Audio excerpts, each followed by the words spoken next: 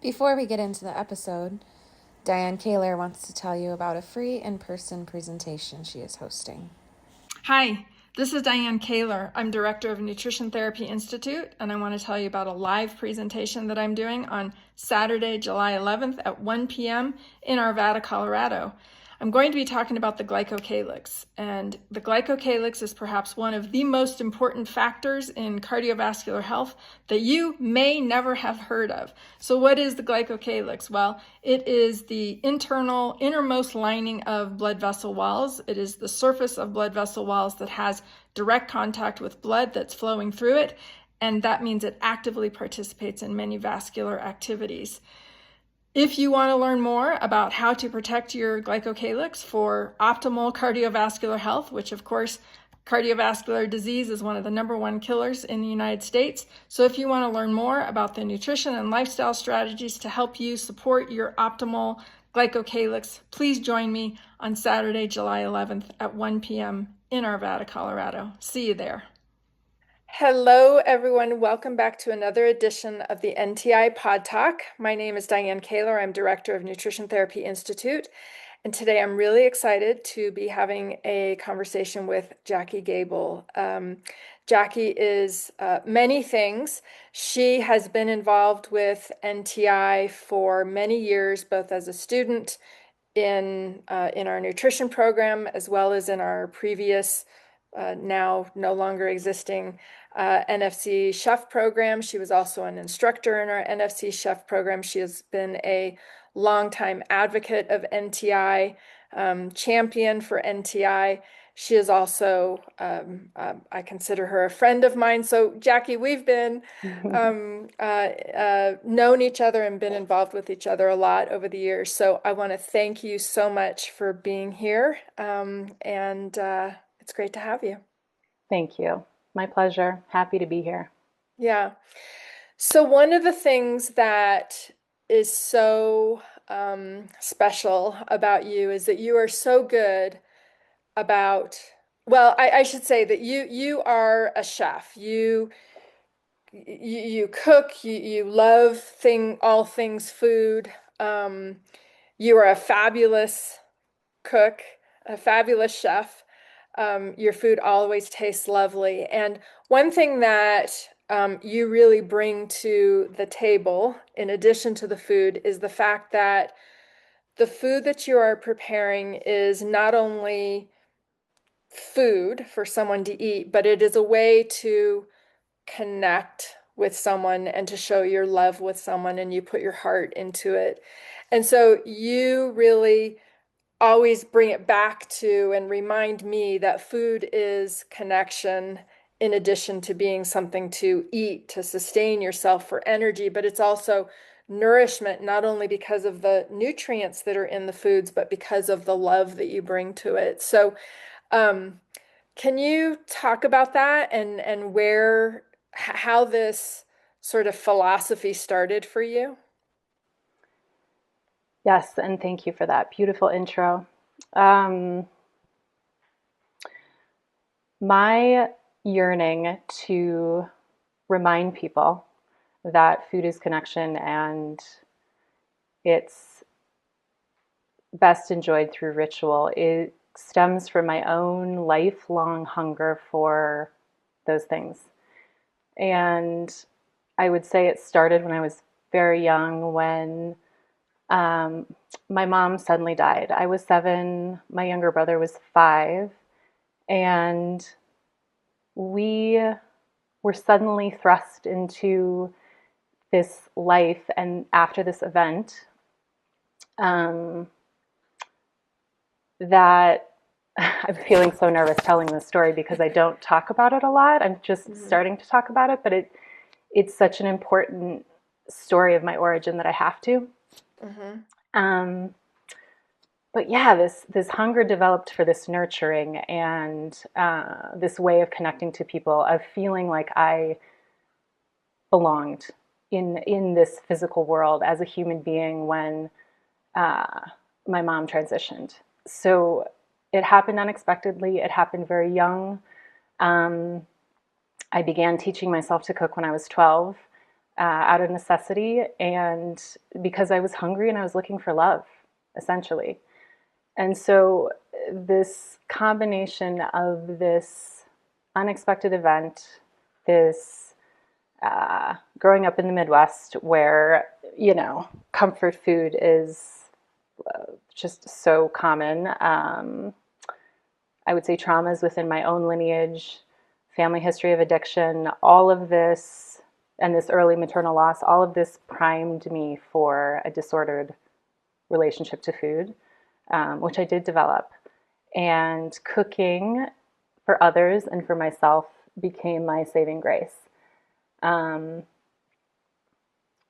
I think with any art form that we discover early that helps us make sense of the world, whether it be music or painting or acting or writing, cooking, anything that where we're using our hands and it requires us to really be present in the moment, but also develops, or I should say, provides an escape in a way, can be, when we develop that pattern early on, it really can develop into something that we can share with the world.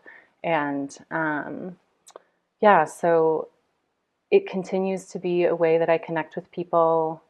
It's the way that I've found connection through travel and other cultures. It's the way that I take care of myself when I need it. And yeah, well, I'm sure we'll get into it more, but that's what I have to say about that right now. Well, that's a beautiful answer. And I love how you incorporate cooking into all the other descriptions of things that are art forms, because I think so many people don't think of cooking as a form of art, a form of personal expression. Um, and perhaps that's just because they haven't developed, for them, cooking is just, God, I got to get something on the table and whatever it is, throw something in the microwave.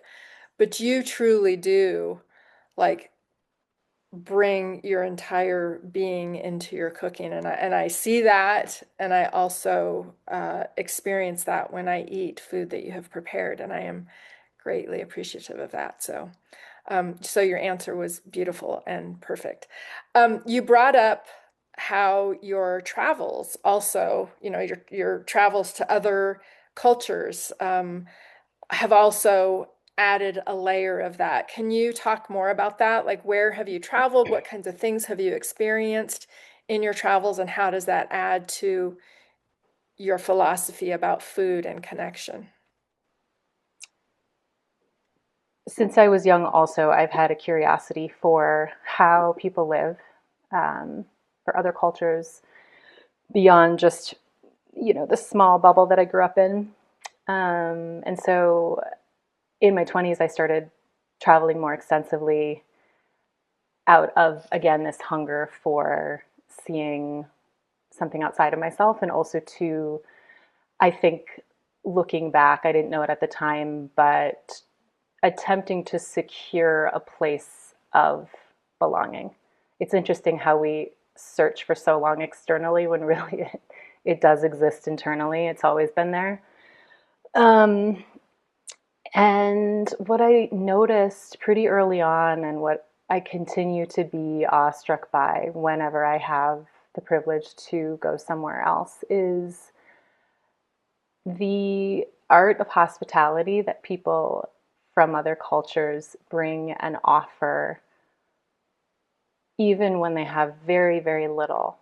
The sharing of food, the way that it destroys perceived barriers that we have between each other, between cultures. Food really is a unifying language, and I've been in many homes around the world where I could not speak the language, and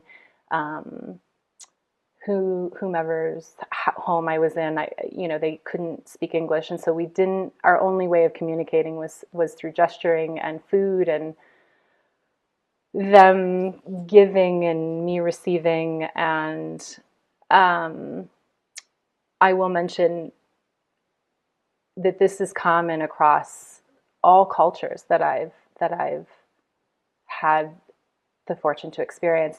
I lived in Korea for 3 years, and I noticed right away when I was teaching kids that it was common practice for them to bring in a snack and share with everybody, even if it was a bag of chips. They're doling out the chips, and if there's 8 kids and 7 chips, then they're breaking one in half so that everybody has one, or they're sacrificing having one themselves so that everybody else can have one. So it's just baked into their culture, and that struck me. And also the way that Koreans eat, which is, you know, common across so many cultures in this world, is they share everything. Not just the kids, but when you go out to dinner to a Korean barbecue restaurant, for example, everything is communal. The plates are communal. They're passed around. It's not individual. And I was really homesick for that when I left Korea after living there for 3 years, coming back to the States. And I really endeavor to share that with people who don't have the chance to travel to Korea or to somewhere else, because I think it is a way of dissolving barriers, and sharing food is one of the most joyful, connective things that we can do. And I can notice myself slipping back into the common ways of culture here in the U.S. that is more individualized, and I've almost made it a mission to travel abroad, you know, whenever I can sort of feel that stickiness, so that I can be reminded of how it can be. And yeah, it's a privilege to be able to see that, and it's a privilege to be able to share what I've seen and learned with people back here. Mm-hmm. That's lovely. Um, yeah, I think um, people don't travel enough, and even when they do travel, oftentimes they're eating in restaurants, which I don't know for sure, but restaurants may be a different experience than eating in someone's home. And so it's I think wonderful, and perhaps a different experience to actually eat in people's homes when you travel to other countries. And it's not something, when I have traveled to other countries, I haven't eaten in people's homes. So I don't know that I've experienced the same types of things that you have. I haven't traveled to the same countries as you, but um, you know, it sounds like a really wonderful experience. It's the best, and you can ask, you know, when you travel and make friends. It's amazing to me how enthusiastic strangers have been to open that threshold of the outside world and their homes. And it's just something that I never take for granted. And it really is a special experience. If you ever get the chance, say yes. Hmm. Yeah. Um, all right. So I mentioned earlier that you are a wonderful chef and your food always tastes amazing. And so let's get back to that like tactile experience of eating food, and um, maybe if you have any tips or tricks on how you make that sensory experience of eating food, the taste and the aroma, um, even textures, you know, how do you put conscious thought into that, or do you, to make sure that those things are always there, to help us to have that connection with the food, but also with each other through the food? Well, I just want to start by saying I cook plenty of mediocre food. And by mediocre food, I mean not everything I cook is this beautiful, you know, multi-sensorial feast. It's not that way. I'm living in the modern world, and things get busy, and Hmm. sometimes food is just a way to fuel me. So I don't want to romanticize it too much. I want to be really real with that. And I also, above else, I consider myself an ever evolving home cook. Um, and the ingredient that I think is most essential when you're considering your connection to food is just presence. You Mm. know, I when we're present, then we evoke the coming online of all of our senses. When we're in our head and we're more cerebral, it's like we don't even notice the beauty of the ingredient that's right in front of us. Mm-hmm. And so I can be so cerebral and lost in a racing train of thoughts. And it takes consistent effort to bring myself back to the moment. And it's just a great practice to do with whatever's in front of me, with my book, with my cat, with the person that's in front of me, with the tree outside. When I'm driving, it's coming back to the moment through a breath or two. And just really remembering that I'm here to be in awe of the experience. I am so lucky to be in this body and to be alive, which also comes from experiencing early loss. So the presence of remembering that I can smell, that I can see, that I can taste, that I can feel the texture of this, and then also taking a moment of gratitude for everything that went into bringing this ingredient or tool or whatever it is here to enable me to do this work, I would say is, yeah, that's the key ingredient. Mm-hmm. I love that. That's a great answer. You mentioned that you are an ever-evolving home cook, and I think I also feel like I am an ever-evolving home cook, and I'm probably way behind you are. But um,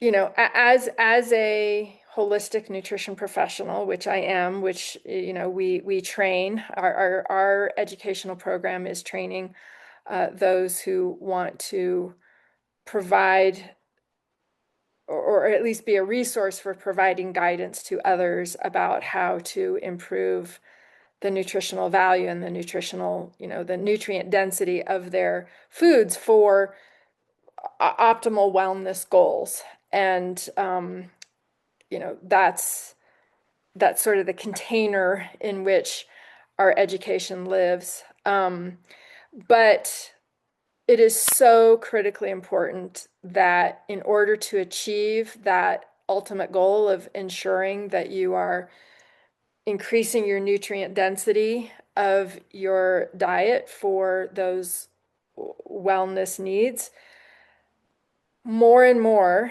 it is so critically important that people cook for themselves because as you are aware, as I'm aware, as those in our community are aware, the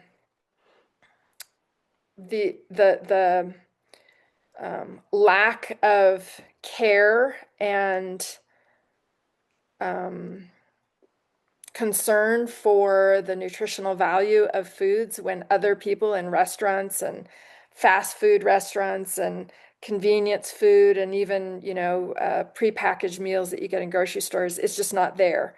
All it is a collection of things that you may or may not call food that have a couple of goals in mind. It tastes good. Signals certain things in your taste receptors that make you want to eat more. And whether or not it tastes good because of the ingredients that are in there are whole food or not doesn't matter, right? It's a lot of times flavor enhancers, artificial ingredients, those kinds of things. So it tastes good. It's cheap, meaning they're using the least expensive ingredients they can so that it's cheap enough to keep people wanting to buy it, but they're still making money off of it. The producer is still making money off of it. And then it's convenient. And this would be more, well, I guess still restaurants, but kind of those prepackaged meal types of things. It's convenient, it's quick. If it takes, for many people, if it takes more than 15 minutes to throw something, or 15 seconds maybe even, to throw something in the microwave and heat it up, and that's dinner, they're not willing to do it. So that's a long preamble to my question about why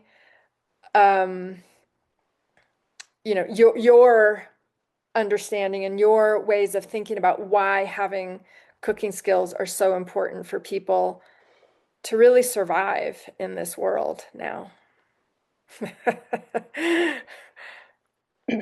So the question is, why are cooking skills so important? Yeah, Yeah. yeah. Oh, there's so much in what you just said. Um,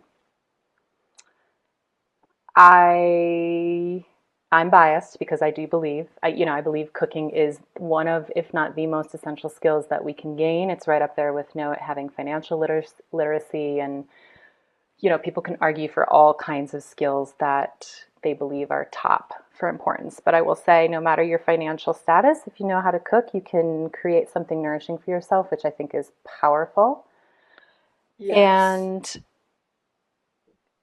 also, to be able to control the ingredients, have a say in what's going into the food that you are using to then nourish your body and what's becoming you, is also an active agency. And we don't have a lot of control in what's happening externally. And I'm making the connection right here in real time. It's no wonder that just to bring this back because maybe people will resonate, it's no wonder I chose cooking, because something external happened in my life that I couldn't control.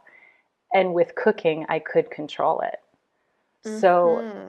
so, we do not have control over what happens to in our external environment. And Mm-hmm. we're up against so much in this culture. Specifically, we are an ascension culture. Um, we strive for more. I'll just say it. We live in an extractive culture where it's a one way street. We take a lot without necessarily giving. And to me, I love eating in restaurants. I worked in restaurants for years, and so I have so much respect for that culture. And we don't.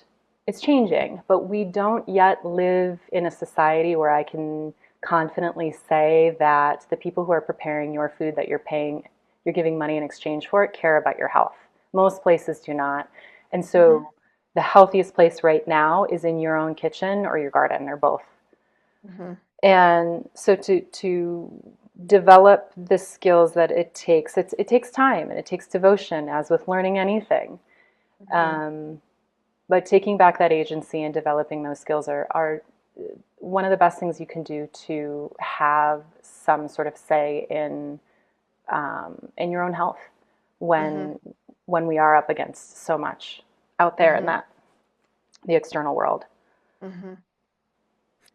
I totally agree. And I'm also making a connection here because in real time, because you mentioned that cooking is the only way that you have, or perhaps one of the only limited ways that we have to control our own lives.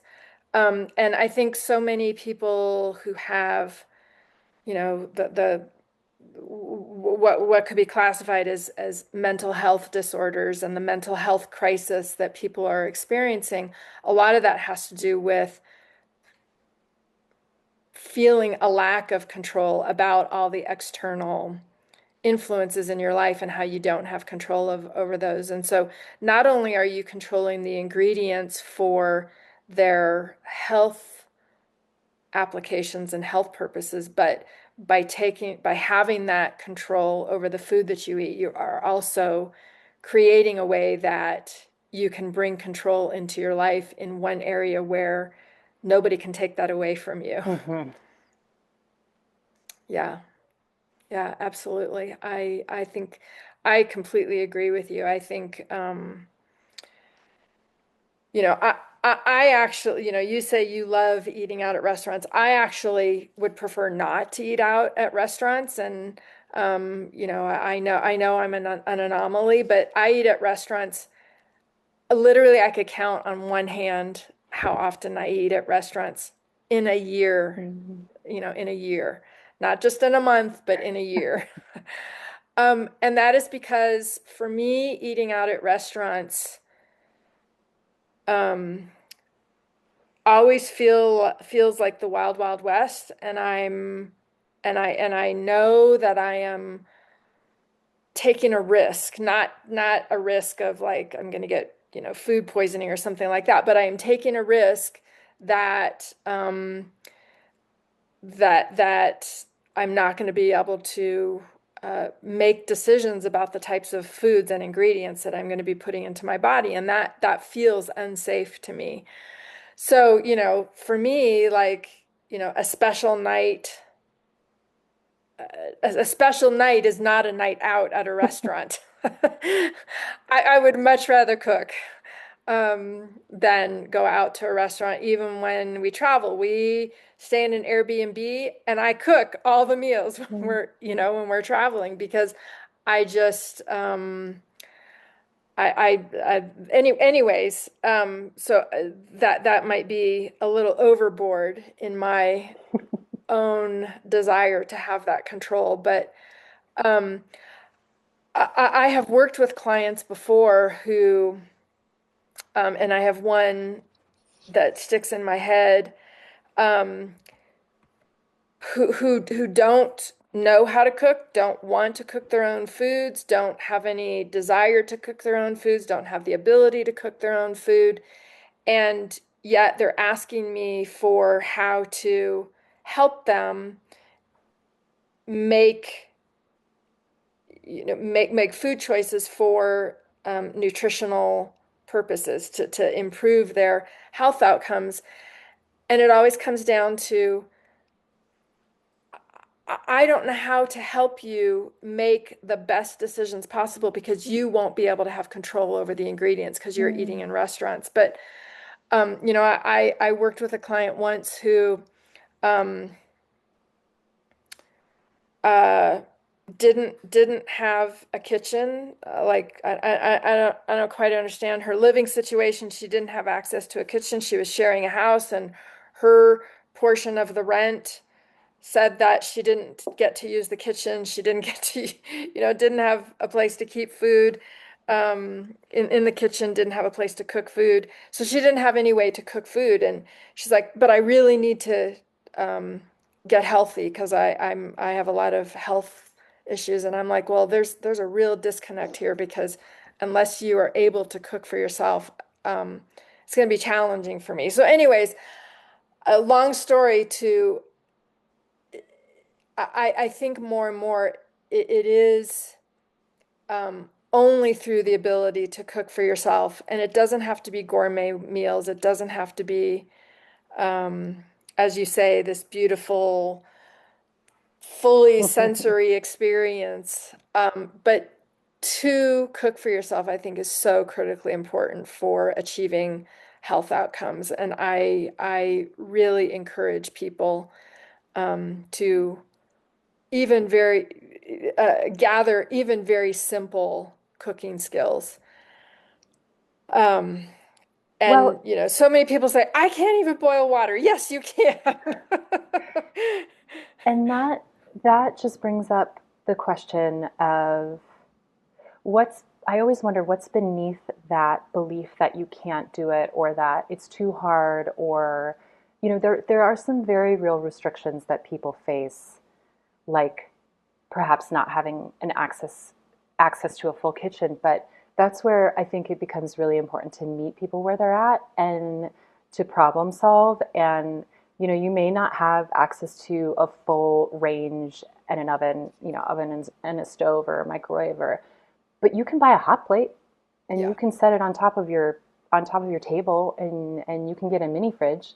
You can sure. do a lot with a hot plate or even a Yes. mini instant pot.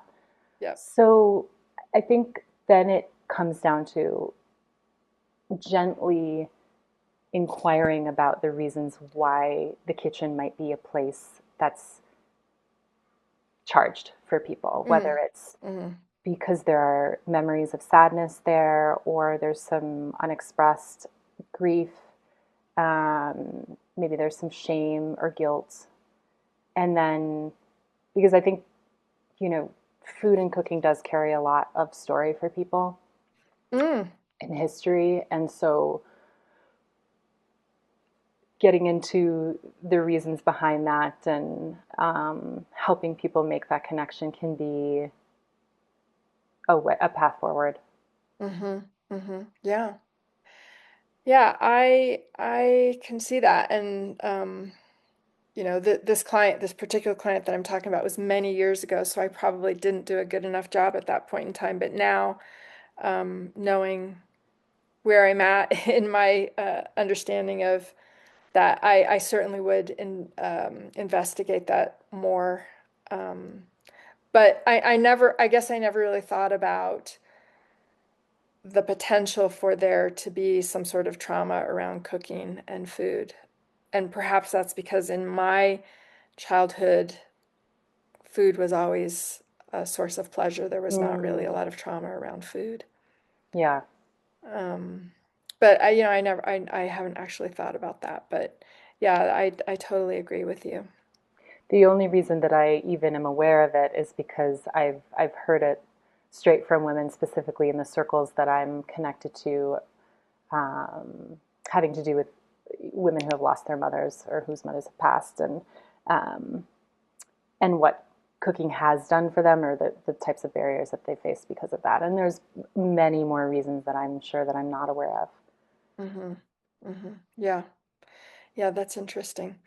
Well, okay, so speaking of you being in groups and around other people, talk about your business, your company. I don't know how to describe it. Real Food Desire. Talk about Real Food Desire, what you do with that. It's also been an evolving project. Hmm. I, for the bulk of it, I've cooked for other people when they've wanted to outsource some of it due to their lifestyle. They want to eat healthy, but they recognize that in order to do that in the way they want, they um, will benefit from hiring someone like me to come in and to help supplement in that way. And I've always had a goal of teaching people to fish rather than giving them the fish, and so the education piece is really important to me too. And so while I'm in people's homes, if their kids are around, I pull them into the kitchen and Oh, great. have them help in whatever way to get them more comfortable around the food and to connect them more, because that's a common reason that people hire me in, is because their kids are just they eat a very narrow range of foods and they want to expand their kids' palates, and they're kind of at a loss. It's challenging. Hmm. Hmm. And so the instructive piece is a big piece for me. I cook on retreats, in workshops. I do some small batch catering. I love cooking for private events.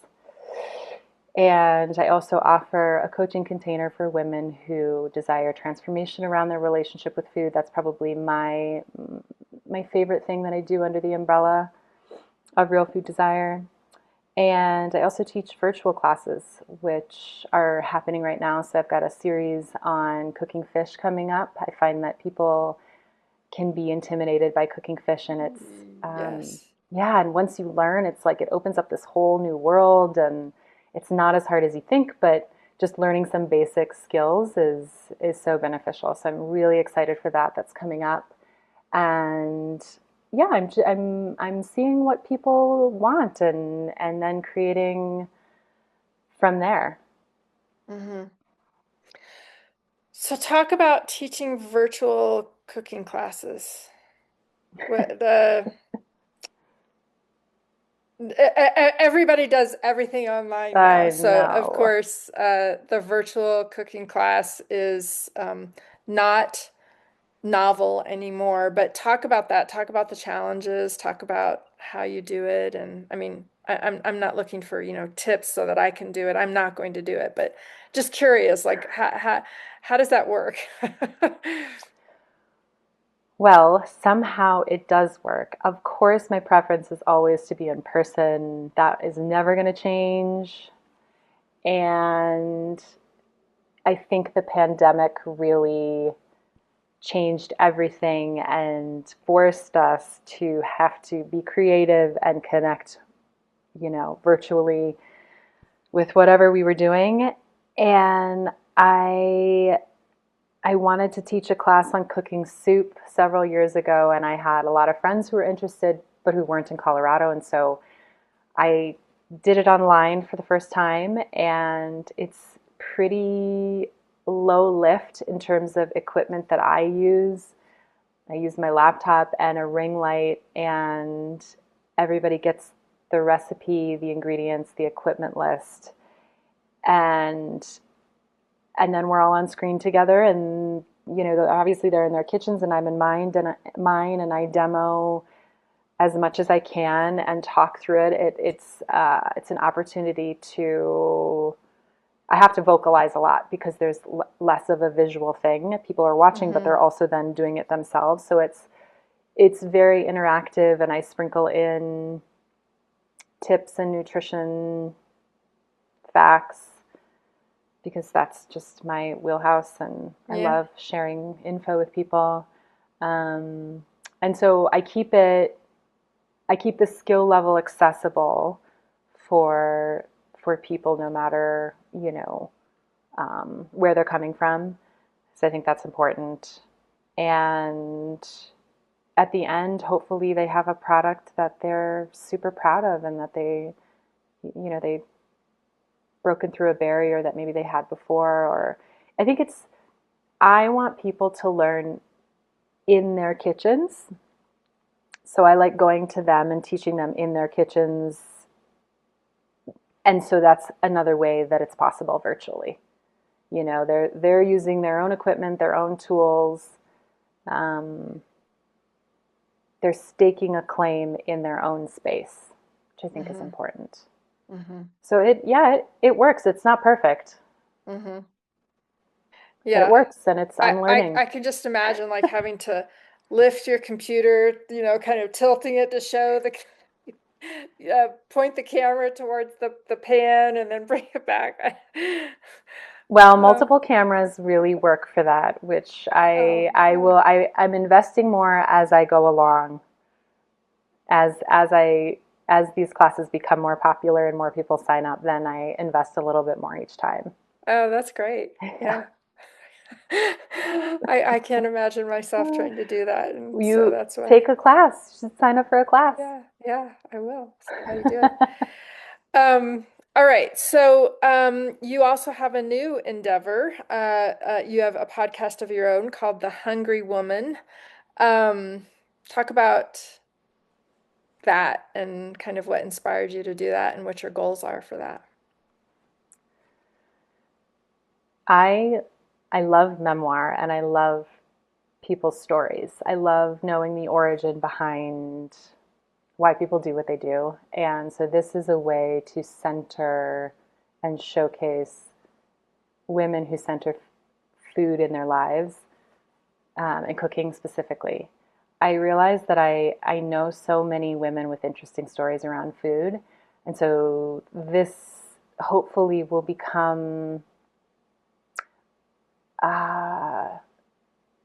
I'm just really, I've had one episode so far, so it's so new for me, but I'm just really excited to have conversations that get into the why, the origin story of women who cook, and not necessarily professionally, but there's lots of ways to center cooking and food. And I think that by having permission to tell our stories, especially as women, having permission to be hungry for not only food, because women have been told to curb our appetites forever, but our hunger for life, for aliveness, for adventure, for meaning. I mean, to me, that's the very reason why we're here, is to feel that hunger and to nourish ourselves in those ways that feel in alignment. And so I hope it becomes a permission slip for women to own and tell their own stories in whatever way that happens for them.